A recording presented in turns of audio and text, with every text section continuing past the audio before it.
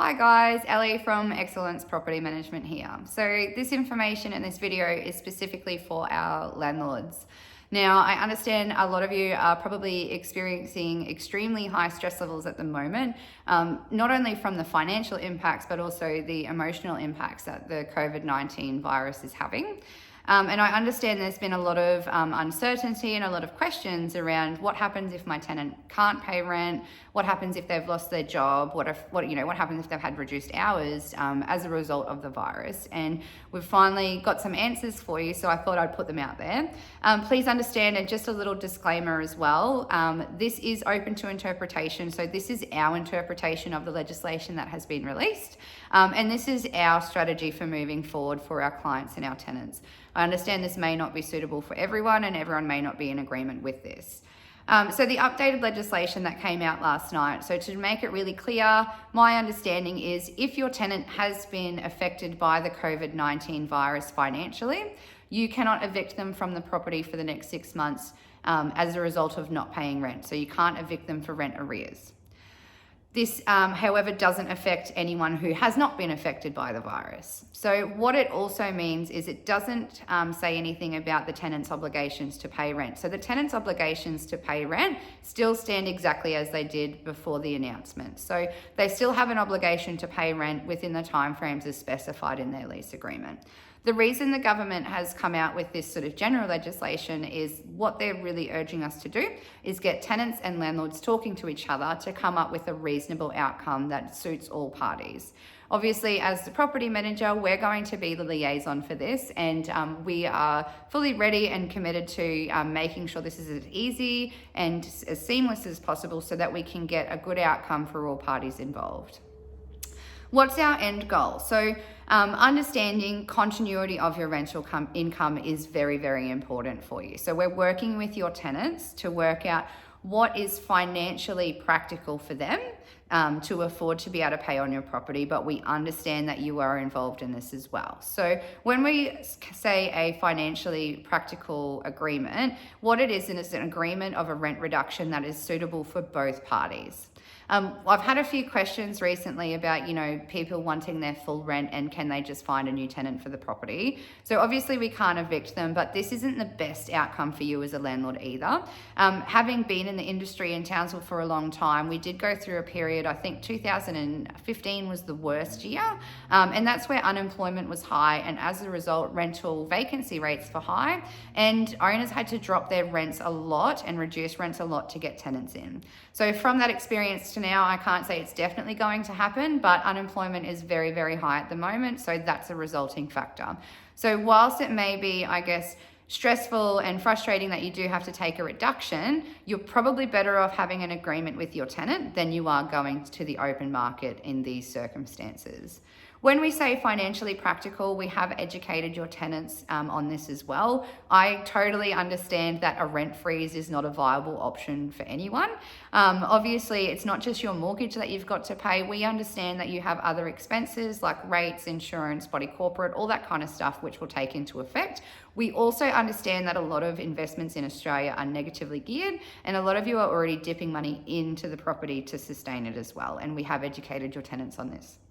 So again, when we say financially practical, it's an amount that you can live with, but also that your tenants can afford. When I say your tenants can afford it, it means that they can continue paying this amount for the next 6 months without any hassles, so that you have continuity of your income, but also for your tenants, they can pay their rent on time and they will incur as minimal debt as possible, so that at the end of it, we all get out the other side and we can continue that tenancy agreement as well.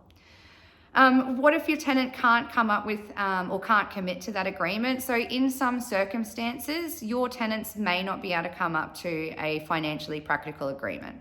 So by that, I mean, if you are getting $350 a week and your tenant can now only pay $50, that's not going to be financially practical for you. So in those circumstances, it is a worst case scenario. However, the option is there for your tenant to ask to be released from their agreement without penalty under the grounds of hardship.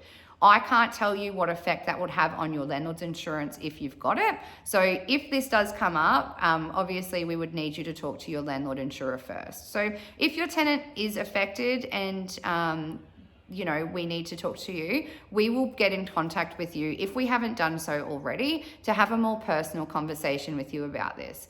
I understand that, this is very, very personal for everyone involved, so we will treat it as such as well.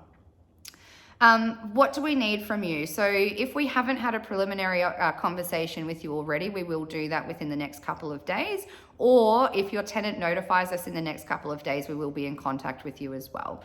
So when we give you this call, we will give you this information, but just in general, what you can do to be prepared is we need you to understand what's financially practical for you. So, go to the bank, see what assistance they can give you in terms of mortgage repayments. Can they give you an interest-only payment period? Have a chat to the local council, see what agreement they've got in place for rates payments. All that kind of stuff will help you, because we've asked your tenant if they have been affected to do the same thing. So they're actually going out there to seek financial assistance. So they need to have an understanding of what that is for them, to understand what's financially practical, so that they can come up to an agreement that they can commit to. I know that everyone in a state of uncertainty wants certainty, but I wouldn't go and throw figures or anything out there as yet. Number one, your tenant may not be able to agree or commit to that. So the last thing you want to do is make a new agreement now that the tenants can't see through. But also, you don't want to come up with an agreement, because in some circumstances, the tenant may be able to get enough financial assistance where they can just keep paying their rent as normal. So just have a bit of patience for your tenants to, seek out these resources. Centrelink and accessing your super early, it takes a week or two to hear back from them. Just have some patience while they figure that out and do your research in the background. Once we understand where both parties sit, then we will be able to have this discussion with you and work out whether what the tenants are offering is financially practical. From there, if we can come up to an agreement, and I'm really hoping that we can, then obviously we will administer that, document it so that you are protected. Obviously, as much as we love to believe all of our tenants are genuine, we understand that there are people out there that would take advantage of this. So in that instance, what we've done is we've put in a financial application form that your tenants will need to complete. And as part of that, they do need to provide evidence that they have been affected financially as a result of the virus. So we have got you protected in that aspect. And lastly, look, if your tenant hasn't been financially affected by the virus, then all of the rules of their lease remain exactly the same. And the freeze on evictions doesn't actually apply to them. So if they haven't been financially affected, our understanding is if they don't pay their rent, they can still be evicted from the property. And all other lease terms are still in place as well, about looking after the property and all that kind of stuff.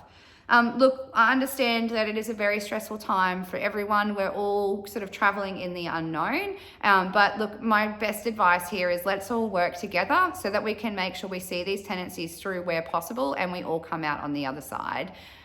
Look, we're Australians, we've got this, so let's all work together, come out bigger, better and stronger. And if you need any further information on this, or need any assistance, please don't hesitate to give me a call. I'm more than happy to help where I can. Thanks very much, guys, and have a good evening.